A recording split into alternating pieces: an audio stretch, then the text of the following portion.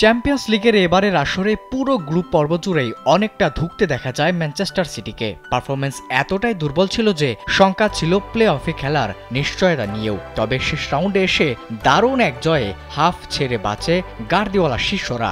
শেষমেশ টুর্নামেন্টে টিকে যায় তারা। তবে চ্যাম্পিয়ন্স লিগে নিজেদের অস্তিত্ব টিকিয়ে রাখলেও শেষ ১৬ প্লে অফ রাউন্ডে হিসাব নিকাশে সিটিজেনরা পড়ে যায় আরেক মহাবিপদে। সম্ভাব্য প্রতিপক্ষের তালিকায় দুটি নাম, একটি রিয়াল মাদ্রিদ, অপরটি যে বায়ার্ন মিউনিখ। এ যেন মরার উপর খাড়ার ঘা।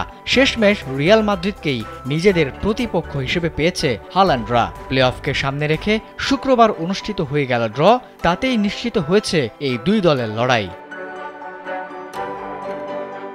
এদিকে ইউরোপিয়ান ক্লাব ফুটবলের প্রেস্টিজিয়াস আসরের ফাইনালের জন্য মাদ্রিদ ও সিটিকে বাজির ঘোড়া হিসেবে ধরে রেখেছিলেন অনেকেই। তবে চ্যাম্পিয়ন্স লিগের নতুন ফরম্যাটে প্লে অফে দেখা হয়ে যাচ্ছে এই দুই হেভিওয়েটের, যার সহজ অর্থ এবারের চ্যাম্পিয়ন্স লিগের রাউন্ড অফ 60 শুরুর আগেই বাদ যাচ্ছে রিয়াল মাদ্রিদ অথবা ম্যানচেস্টার সিটি। এ নিয়ে টানা চতুর্থ মৌসুমে চ্যাম্পিয়ন্স লিগ নকআউটে মুখোমুখি হচ্ছে রিয়াল মাদ্রিদ ও ম্যানচেস্টার সিটি।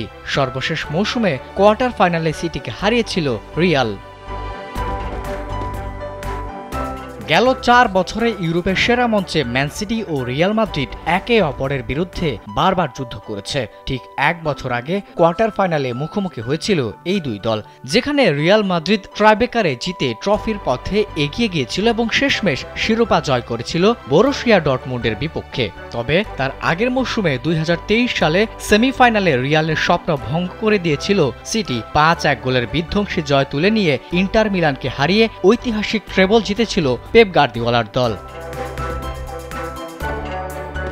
এবার পরিস্থিতি কিছুটা ভিন্ন। ম্যানচেস্টার সিটি এখন আর আগের মতো অপ্রতিরোধ্য নয়। গ্রুপ পর্বে মাত্র ৩টি ম্যাচ জিতেছে, প্রিমিয়ার লিগেও পিছিয়ে পড়েছে তারা। অন্যদিকে রিয়াল মাদ্রিদও মৌসুমের শুরুতে কিছুটা নড়বড়ে ছিল, কিন্তু কার্লো আনচেলত্তির দল ক্রমেই নিজেদের ফিরে পাচ্ছে। বিশেষ করে কিলিয়ান এমবাপ্পের দুর্দান্ত ফর্ম তাদের আত্মবিশ্বাস দিচ্ছে। এখন প্রশ্ন একটাই, ম্যান সিটি কি পারবে প্রতিশোধ নিতে, নাকি আবারও ইউরোপ দখলের পথে এগিয়ে যাবে রিয়াল মাদ্রিদ? আবিদ হাসান, কালবেলা।